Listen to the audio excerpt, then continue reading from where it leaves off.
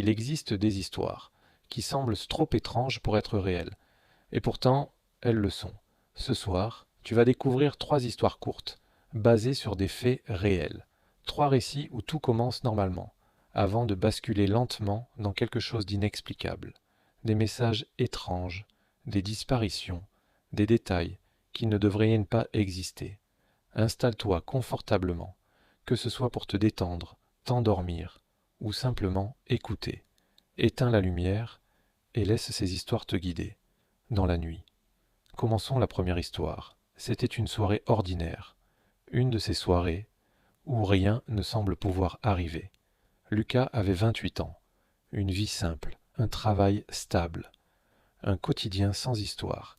Il n'était pas du genre à prendre des risques, ni à chercher les ennuis. Et pourtant, ce vendredi-là, tout a changé. Il est environ 21h30 quand Lucas quitte son appartement. Il hésite quelques secondes devant la porte, comme s'il avait oublié quelque chose. Puis il secoue la tête et sort. Avant de descendre, il envoie un message à un ami. Je sors prendre l'air, je reviens vite. Un message banal, presque automatique, le genre de message qu'on oublie aussitôt envoyé. Dehors, l'air est frais, pas froid, juste assez pour éveiller les sens. La ville est calme, étrangement calme, peu de voitures, peu de bruit, comme si quelque chose avait ralenti. Lucas marche sans vraiment réfléchir, ses mains dans les poches, le regard vague, comme on le fait parfois, quand on a besoin de vider sa tête. Il traverse une première rue, puis une autre. Les lampadaires éclairent faiblement le trottoir. Certains clignotent, d'autres semblent sur le point de s'éteindre. Il passe devant une vitrine sombre, son reflet apparaît brièvement, puis disparaît, quand il continue d'avancer. Et c'est à ce moment-là que son téléphone vibre. Un message, un numéro inconnu. Lucas s'arrête, regarde l'écran. Le contenu est court, très court. Ne rentre pas chez toi. Il fronce les sourcils, relit le message. Une fois, 2 fois. Un léger sourire apparaît. Il pense à une blague, un mauvais prank, quelqu'un qui s'ennuie. Il tape rapidement une réponse. C'est qui? Il attend. Quelques secondes, puis une minute. Aucune réponse. Le silence revient.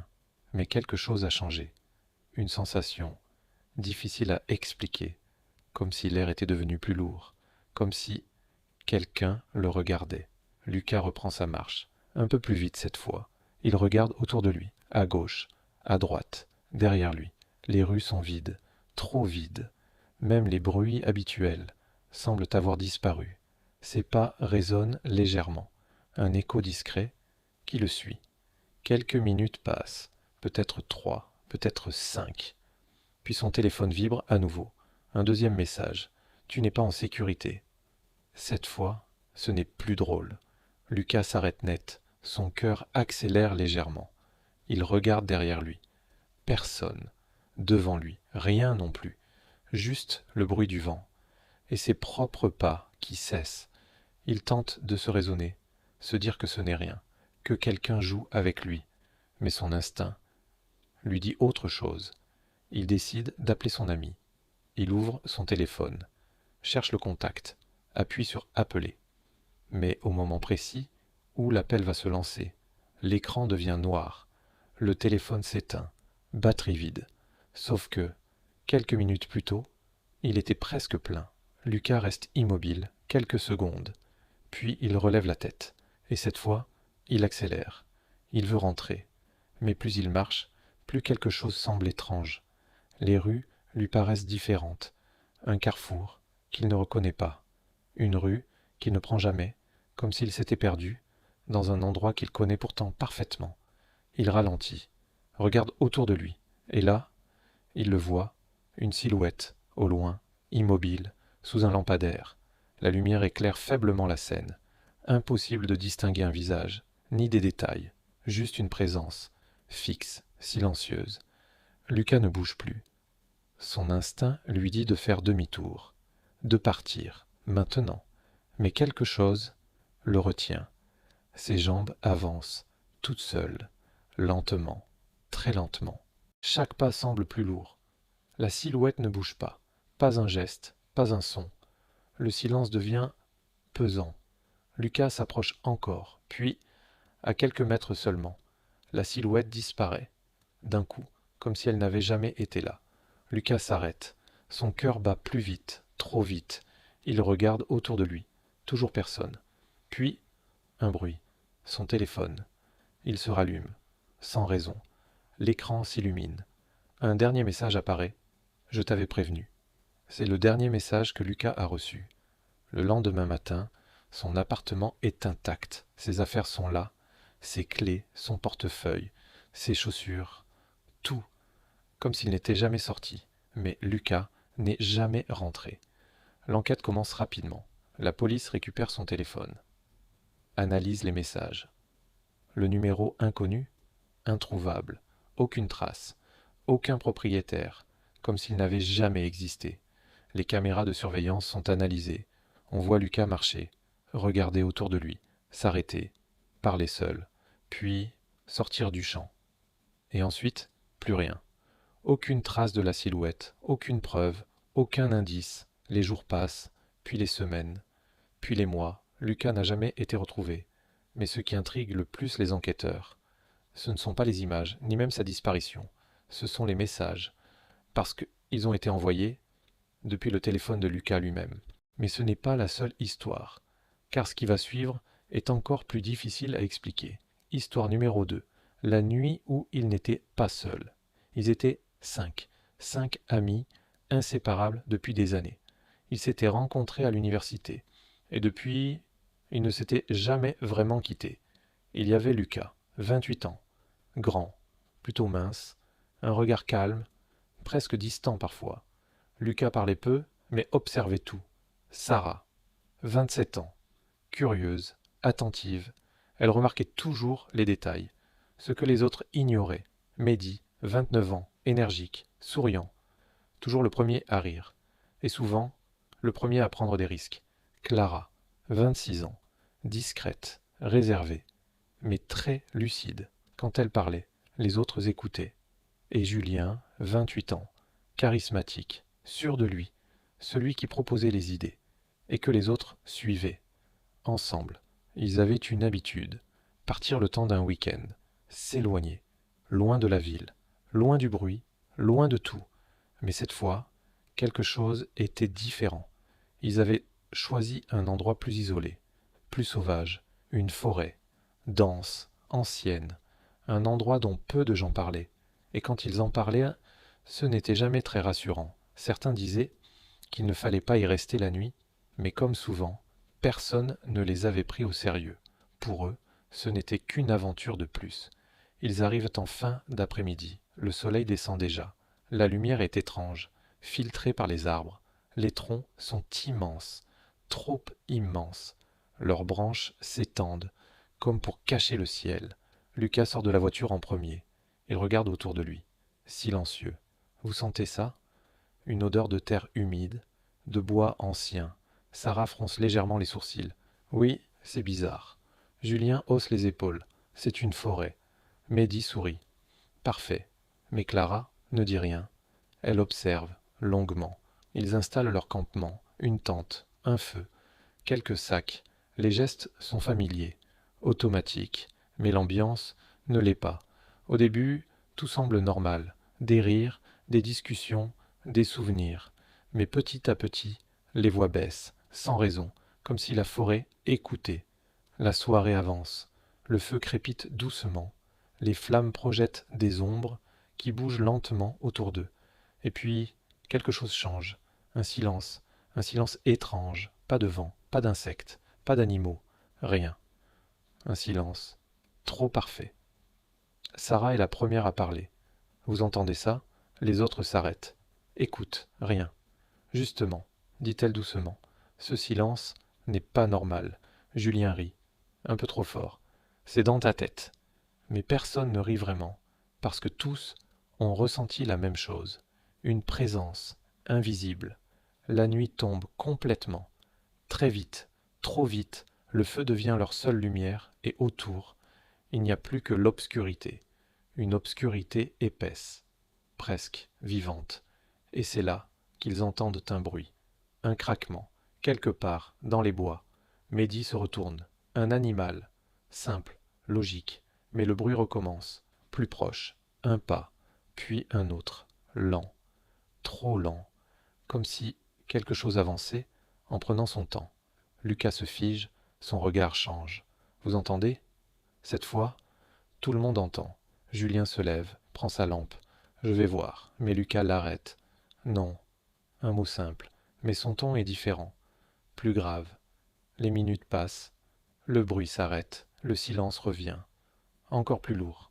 Il décide de dormir, ou du moins d'essayer. Dans la tente, personne ne parle, mais personne ne dort. Chacun écoute, chaque bruit, chaque souffle, puis un son, très léger, juste à l'extérieur. Un pas, puis un autre, quelque chose. Tourne autour de la tente, très lentement. Clara se redresse légèrement. Son regard est fixé vers l'entrée. Sarah ferme les yeux. Merdy retient son souffle. Et Julien observe. Une ombre passe, rapide, trop rapide, comme une silhouette, qui ne devrait pas être là. Vous avez vu? Personne ne répond, mais tous savent. Oui, puis quelque chose touche la tente, très doucement, un frottement, comme une main, qui glisse lentement. Clara recule, son cœur s'accélère, puis plus rien. Et soudain, une voix, très faible, presque un murmure. Aidez-moi. Sarah sursaute. Vous avez entendu? Mais cette fois, tout le monde répond. Oui, la voix venait de dehors, mais il n'y avait personne. Mehdi se redresse. C'était... Quoi ça? Julien se lève brusquement. Il y a quelqu'un. Il sort. Les autres hésitent, puis le suivent. Dehors, la forêt est noire, complètement noire. La lampe éclaire à peine quelques mètres. Il y a quelqu'un, sa voix résonne, puis disparaît. Et là, il le voit, entre les arbres, une silhouette. Mais cette fois, elle est plus proche. Et surtout, plus grande. Trop grande. Immobile, comme si elle les observait. Personne ne bouge. Même le temps semble s'arrêter, puis elle disparaît. D'un coup, sans bruit. On part. Cette fois, personne ne discute. Ils rangent rapidement. Trop rapidement. Le feu est abandonné. Les sacs mal fermés. Ils marchent. Puis accélèrent. Puis courent. Mais quelque chose ne va pas. Le chemin n'est plus le même. Les arbres semblent plus proches, plus nombreux. Julien s'arrête. On est passé par là? Personne ne répond.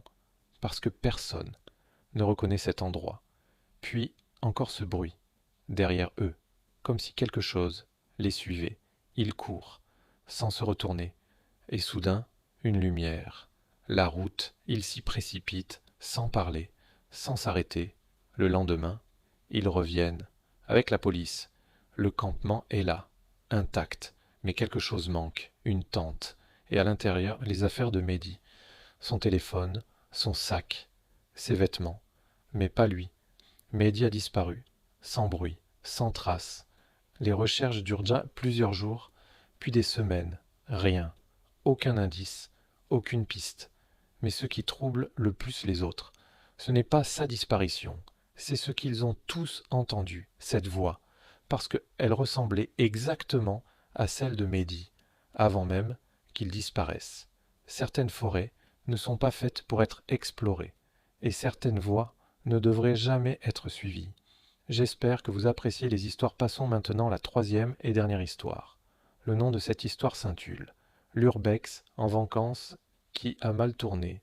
Au départ, ce n'était qu'un voyage, quelques jours de vacances, rien de plus. Ils étaient 4 cette fois, 4 amis, partis pour se changer les idées. Il y avait Thomas, 30 ans, calme, organisé, toujours celui qui planifiait tout. Élise, 28 ans, curieuse, passionnée d'histoire, c'est elle qui avait trouvé l'endroit. Maxime, 29 ans, blagueur, détendu, toujours là pour alléger l'ambiance. Et Hugo, 31 ans, plus discret, observateur. Ils avaient loué une petite maison dans une région reculée, calme, presque isolée. Dès leur arrivée, quelque chose attire leur attention. Au loin, sur une colline, un château, massif, silencieux, abandonné. Élise est fascinée. On dirait qu'il est laissé à l'abandon. Thomas regarde rapidement. Probablement privé. Mais Maxime sourit. Ou abandonné. Le lendemain, il décide d'y aller, juste pour voir. Le chemin est étroit, peu entretenu, comme si personne ne l'empruntait, depuis longtemps. Plus ils avancent, plus le silence devient présent. Arrivé devant le château, il s'arrête, impressionné. Les murs sont fissurés, les fenêtres brisées et la porte principale entr'ouverte.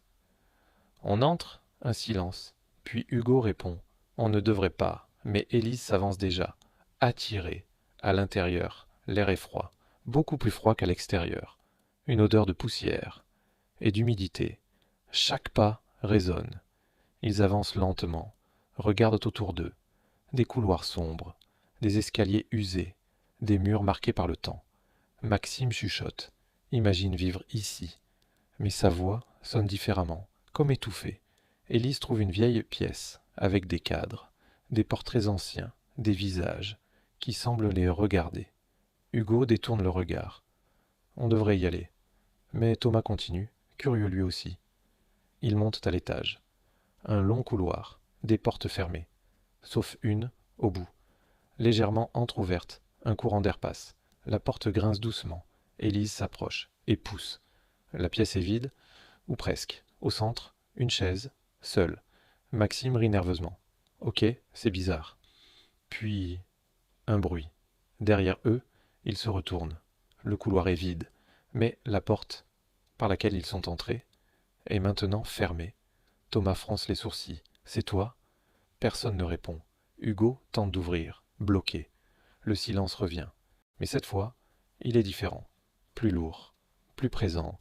Puis un son, très léger, comme un pas, dans le couloir. Ils restent immobiles.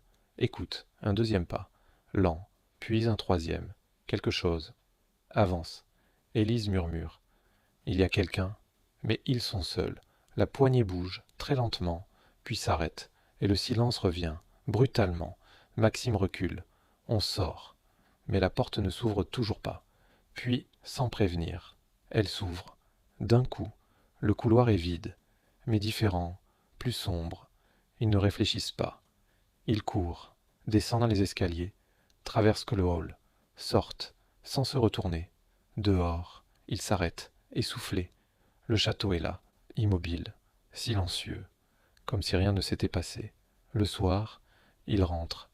Personne ne parle vraiment, mais tous y pensent. Le lendemain matin, quelque chose ne va pas. Hugo manque à l'appel. Sa chambre est vide. Ses affaires sont là. Son téléphone aussi, mais pas lui. Ils préviennent la police. Une recherche est lancée. Le château est inspecté, pièce par pièce, mais aucune trace, aucun signe de lutte, rien. Mais dans la pièce, avec la chaise, ils trouvent quelque chose. Un objet, un téléphone, allumé, avec une vidéo. La vidéo montre Hugo, debout, dans la pièce, face à quelque chose qu'on ne voit pas. Et juste avant que la vidéo coupe, il dit une phrase. Vous n'auriez pas dû entrer. Certains lieux ne sont pas abandonnés, et parfois, ce qui y vit encore n'attend qu'une chose, que quelqu'un entre. Merci d'avoir écouté ces histoires. N'hésitez pas à vous abonner et laisser un pouce bleu pour toujours plus d'histoires.